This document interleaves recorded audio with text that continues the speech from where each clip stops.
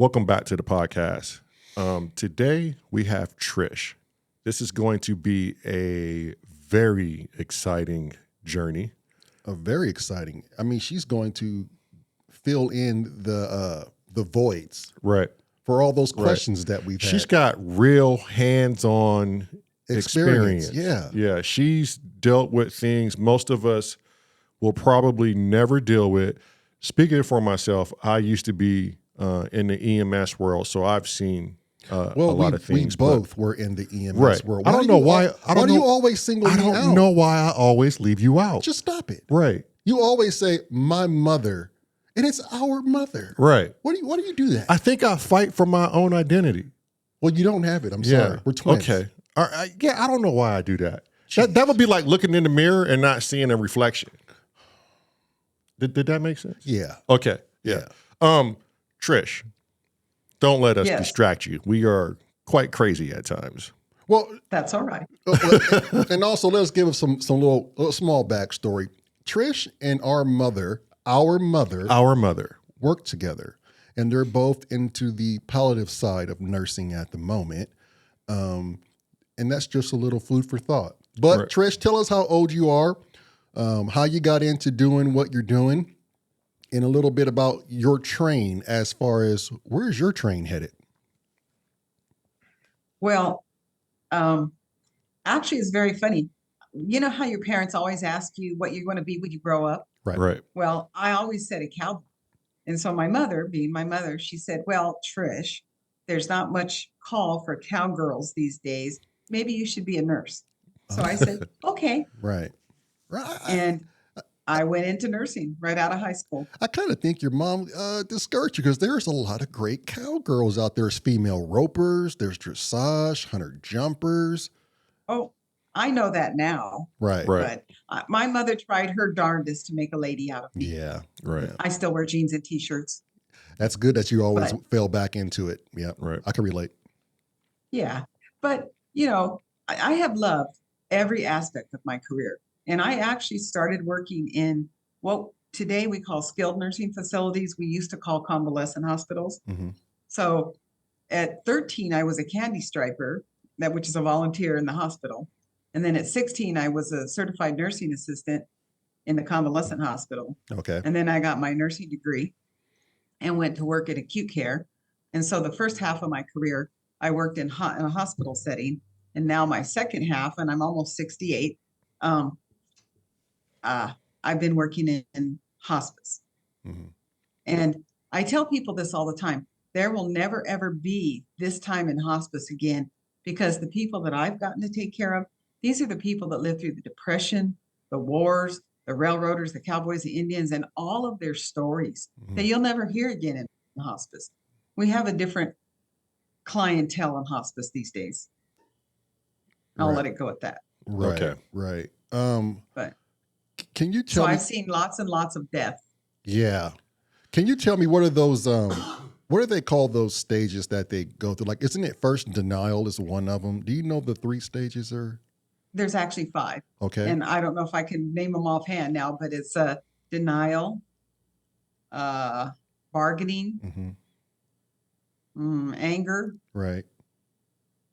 I think it's acceptance and grief, but I don't quote me on that. No, I think you're 5 right. stages. It's been a while since. So, yeah. Yeah, I think you're right.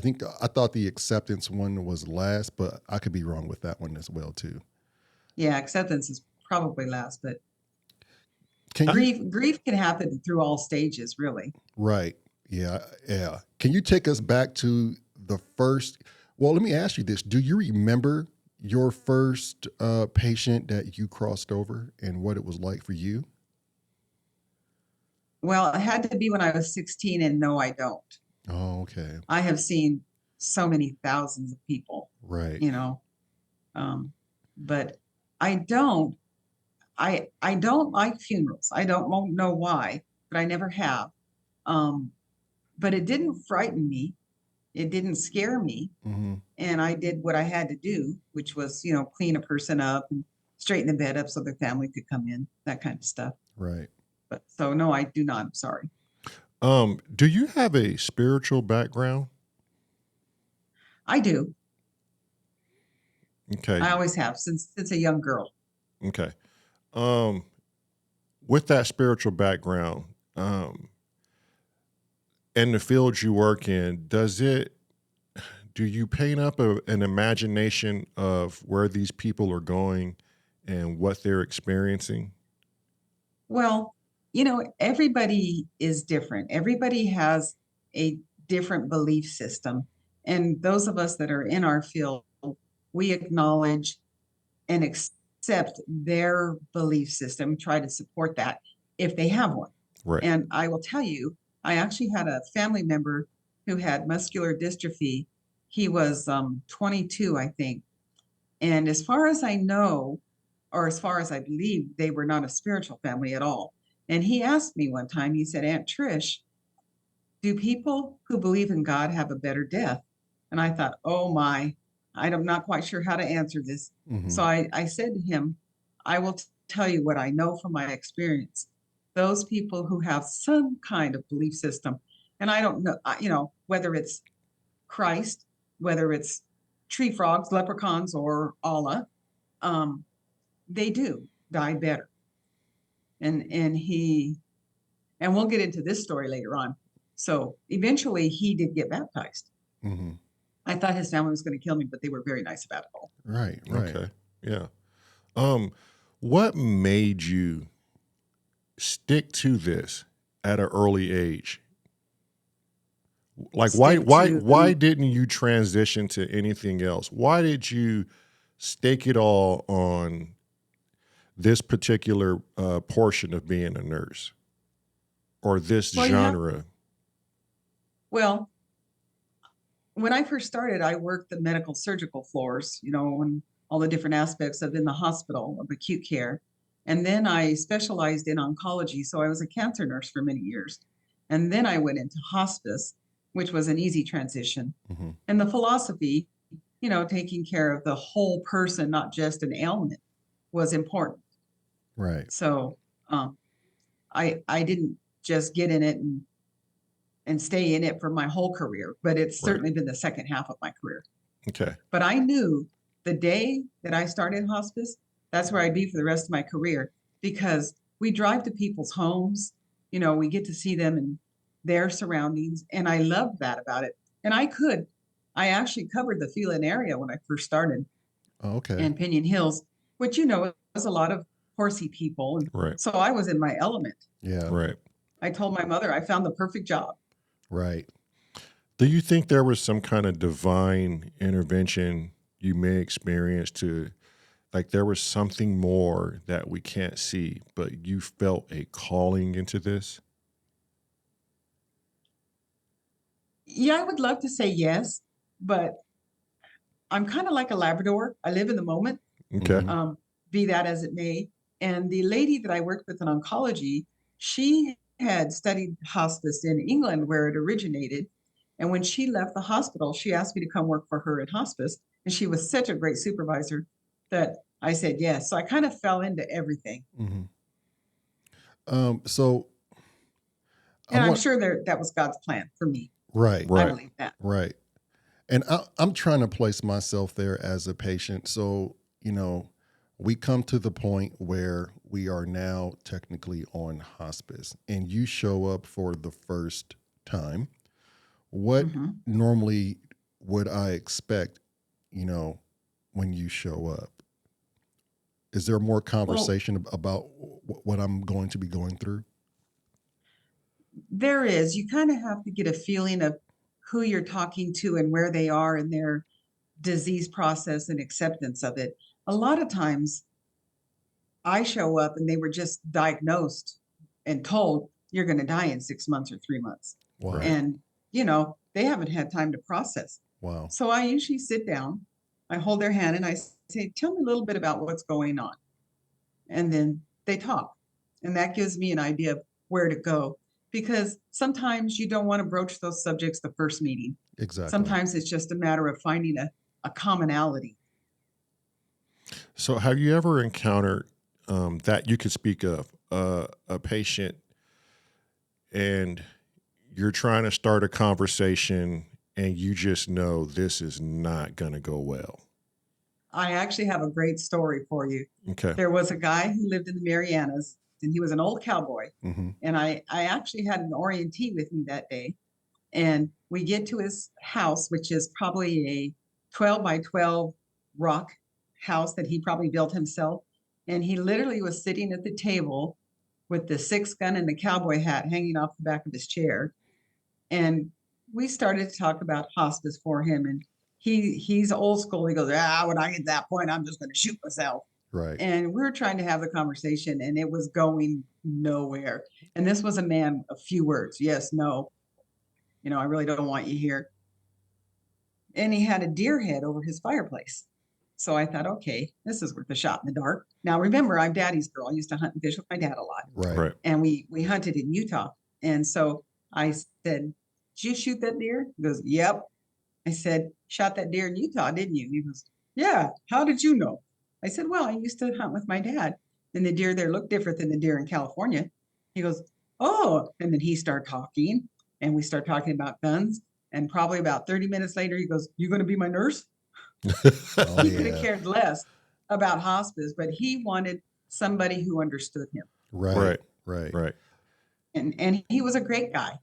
Yeah. That just goes to prove that we say this a lot on our YouTube channel.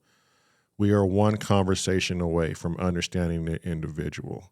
And you never know, the things you have in common will change a person's outlook. Yeah. So how would it? So with that particular relationship, because at that point it is in a relationship, no matter how minute the time being. How was his process? Was he more open to accept things with you because of the commonalities? Absolutely. He was quite the character. Right. And I encouraged him to tell his stories, which a lot of people like to do, so I enjoyed him. I did. Can't remember his name, but I really enjoyed him. Yeah. Right. Yeah. Sometimes you don't even need a name. It's just about the story and what you guys had in common in the conversation. Right. Yeah. And I have to imagine when a person is left with, what did you say they were? The 5? It's just like the stages of the 5 stages. Yeah. I mean, you get to look these people in the eyes from day one of their diagnosis. Yes. What is going on in your mind once you know they've reached the end? Like, have they said something to you? Do they encounter certain things? Do they see certain loved ones before they pass? Yes, and I have multiple stories for that. One of the ones I recall that I really enjoy, we'll just call her Mrs. S. Perfect. Now, Mrs. S was a real strong Christian woman. Her daughter was not. Her daughter was rather well-to-do, owned multiple businesses in the area, and they didn't get along very often. And the daughter panicked a little bit. And fortunately for me, they didn't live but about 3 blocks from where I lived, and I was often the nurse on call. And she called me out and she said, my mom says she's dying. Can you come check her? And I said, of course.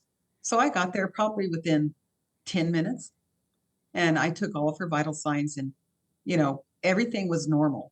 Mm-hmm. There are certain things we look for, towards the end that we educate the family to look for. And so I really enjoyed Mrs. S. So I said to her, Mrs. S., do you have a direct line to God that I don't know about? And she looked me straight in the eye and she said, yes, I do. I said, oh, well, okay then. So I went and talked to her daughter and I said to her, there are indications that we look for: the mottling, which is like a marbling effect around the knees; the cyanosis, which is a blueness in the fingertips, the lips, the toes. Obviously blood pressure starts to drop, pulse may go up high. So all the things that we look for. Mm-hmm. She was not exhibiting any of those. And I told the daughter that. Wow. I said, but I have been in this field long enough to know that when somebody says they're going to die, they might. But she's up walking around. She's not in any pain. She's alert. She's oriented. I can't tell you she's going to, but be prepared. And sure enough, that lady went to sleep that night and did not wake up. Wow. Wow. Like, Yeah. but how did you know to believe her? Like, what told you, oh, she's going? I just know when people say things like that because, I've been in the field long enough. Okay. Yeah. So, and I love to hear more stories if you got them. I'm sure there may be someone watching this who is going through, this exact thing, or know someone who's who's going through it. Right. What could you tell? No, go ahead. What could you tell someone to help make the transition better? What I normally tell families is to listen to what that person's saying. It may not be verbal, it may be their actions. Many people, if they're in the anger stage, will try to push people away. And, I tell people the worst thing you can do is leave them alone. Mm-hmm. Right. They don't want to be alone and they're afraid. And so I usually, for me, I usually ask them, is there anything I can help you with? Is there anything you want to talk about? I also tell people, be careful what you ask me because I will always tell you the truth and you may not want to hear that. Right. Right. So when you ask a question, be sure you want to know the answer. Right. Right. Yeah. The question we get the most is, when am I going to die? And I always tell them, I don't have a crystal ball and I'm not God, but there are certain signs. When you see these signs, you're getting close. And what would be some of those signs for them?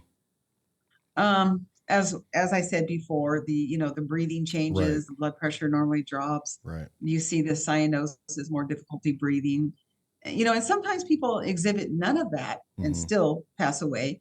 But for the most part, we see that change. Yeah. They become maybe semi-comatose or confused, depending on their disease. If it's cirrhosis of the liver or kidney failure, toxins build up and they become quite confused.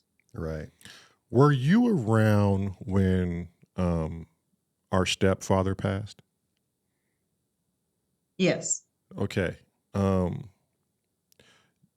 Did mom ever tell you she knew he had passed? She woke up out of her sleep and was like, "Oh my God, he is gone." Have you heard stories like that?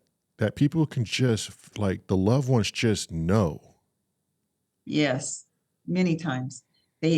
Especially people that are very close, a married couple, or maybe twins or brothers or sisters, they just know.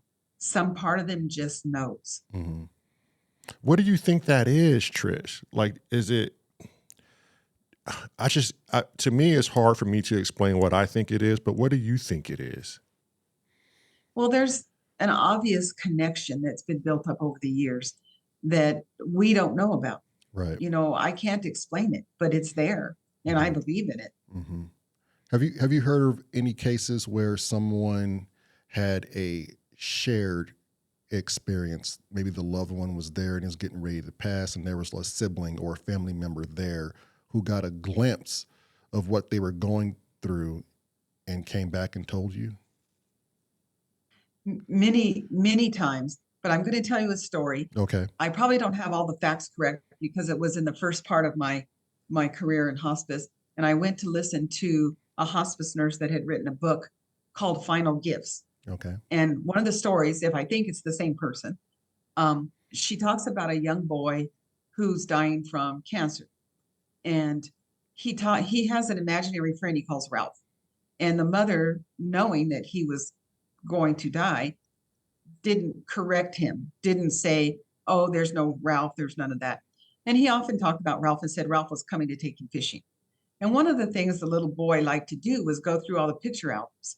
And so as he was getting near that time, the young girl's, the mom, her mother said, I'm going to come and be there with you. And she said, is there anything I can bring? And she said, yes, please bring some picture albums. I've gone through mine a million times. And she said, okay. So grandma was sitting on the bed with the little boy and they were, and he's very sick now. He can't even get out of bed. And they're going through the picture albums, and she turns a page and he goes, "Look, Ralph." And sure enough, the caption under the person in the picture was Ralph. And it was like a great, great, great, great, great, great grandpa or something like that. And they're all going, "Oh my God." And sure enough, the little boy died that night. Wow. So you're thinking Ralph was there to come take him and cross him over. Yes. Now, are you a strong believer in that? Has there been a situation where you're like, okay, I'm on board. There's clearly something on the other side here. Yes, of course. Well, one, as Christians, we often believe there is, we do believe, but, there's been enough instances of that where they've seen their dead wife or dead husband or somebody, and they'll say, "I see them." And they're aware. They're not confused. They're not disoriented. They say, "I see them." Mm-hmm. Right. And then what do you tell them? I don't think there's one hospice nurse that hasn't had a patient say that. Right. And then what do you tell them? Like for mom tells me that she just tells them, "Oh, they're here for you. It's okay." What do you tell them? Same thing. Yeah. Yeah. Yeah.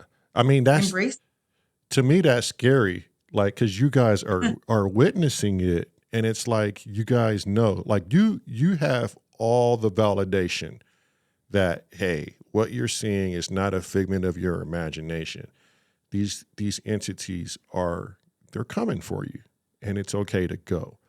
I mean, I would hope that if I had a terminal illness and I'm surrounded by loved ones and people like you to come to my bedside and help make this passing a little easier. A little easier. Yeah. I'm going to tell you, I was about the age of 25, and it's a very young age to be on the ambulance on a 911 car, witnessing a lot of death and destruction.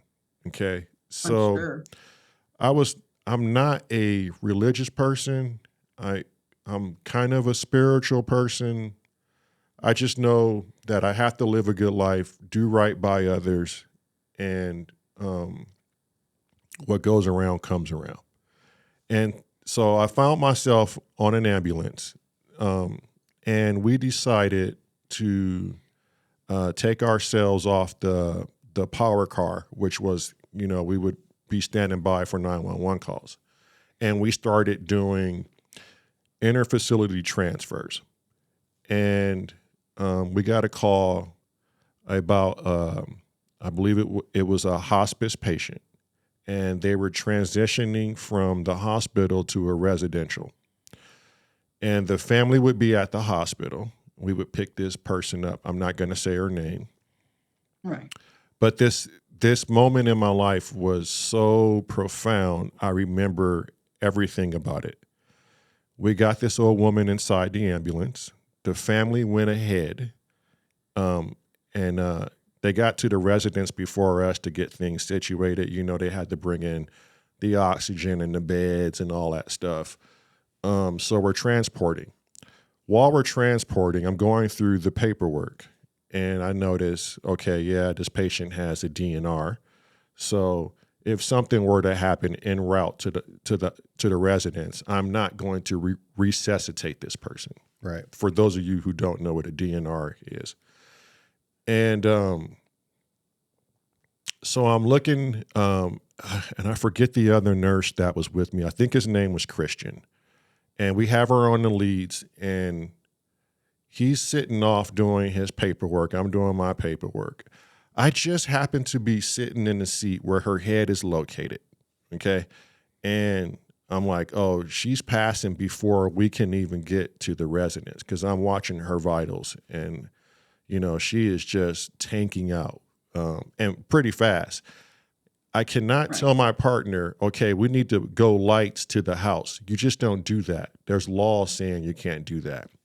But something told me we need to get her to her residence as fast as possible. So I told my partner just to burn his ambers, the lights in the back of the ambulance, and not the red lights.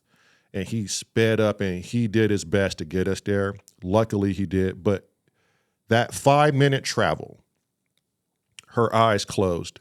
She went flatline. I know she went.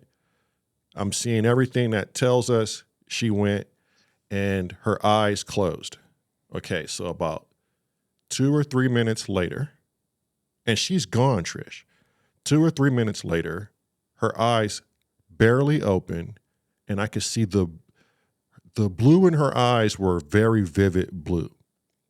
And she looked dead at me with this piercing look, and she said, "It's beautiful." And wow. And then she fixated her eyes again, but she didn't close her eyes this time. And then I knew she was gone for the second time. And I had this creepy look, because I'm not into all of this at this age, you know? I just thought it was strange. And so I looked at the nurse still doing this paperwork. And so I just closed her eyes.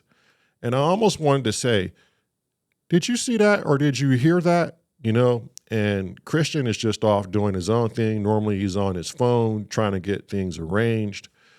And that one instant, I mean, and when I looked at the monitor, not even the monitor registered her having a rhythm at all. Everything was just flat. And then so we turn our volume down when a patient goes flatline. We turn the volume down because we just don't want to hear that, especially with a DNR, you know?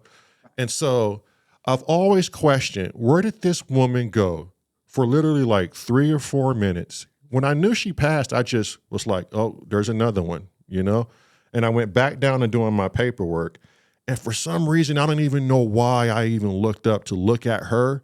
Her eyes began to open. I'm like, wait, what? You know? And I can't even react out loud. Like, I can't even be animated about it because my mind was having a hard time processing what was going on right in front of me.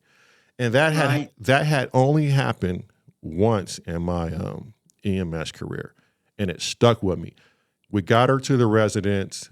Unfortunately, she had passed, but you know, she still had color on her face, and they were saying their goodbyes, and they were thanking us for trying to get her there as fast as possible. But you know, I just left myself questioning, like, what is this that we're living? You know, You know, again, I think probably the majority of hospice nurses have witnessed somebody who will say to us the exact same thing.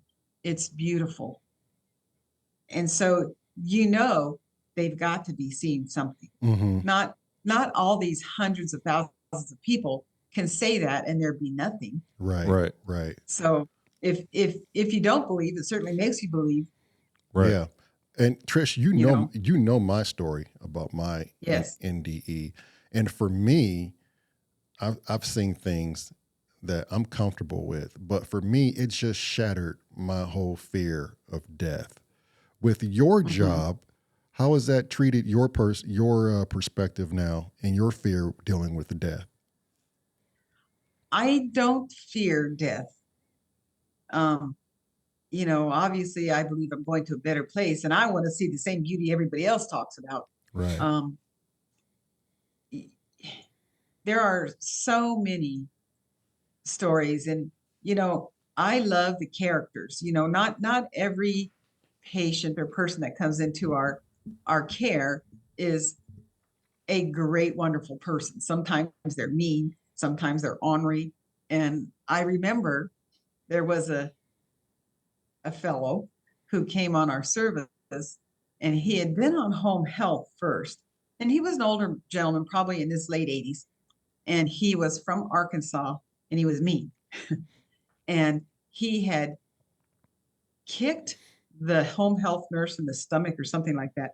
Anyway, they decided it was time for hospice. So our hospice nurse went out there. He broke her arm. Wow, so my supervisor says, "Trish, you go out there. He's going to take one look at you and leave you alone." I'm like, "Why do you always send me to these people?" Because you're the cowgirl. Well, you know, it's interesting. I like to think that I'm a very genuine and nice person, but I was born and raised in East LA, but I also spent a lot of time in the country doing all those cowboy things. So I always tell people, don't mess with me. Right. Exactly. Right. But so I go out there and he has ulcers to his feet, and we have to do whirlpools on his ulcers every day. And so I kind of stood to the side of his chair since I knew that he kicked and hit. And I said to him, I'm your new nurse, and I want to make something very clear. If you hit me, I'm going to hit you back. Right. He goes, what? And I said, just because I have this license after my name does not mean that you can abuse me. Right. I said, if I were to meet you on a street and you hit me, I'd hit you back, right?